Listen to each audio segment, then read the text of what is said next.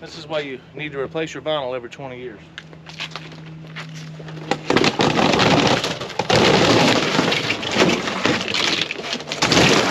Like a zit, right? Yeah.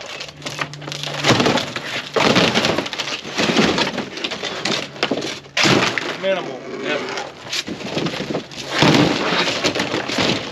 One little storm, so why not go on and replace it, you know? That's it.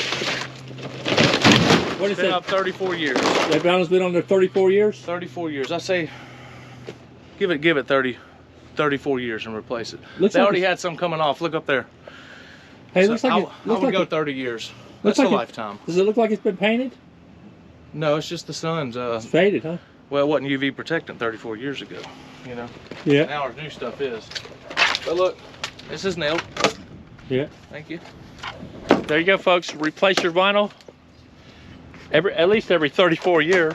that shows the quality of the product, people. If it lasts that long, it's good.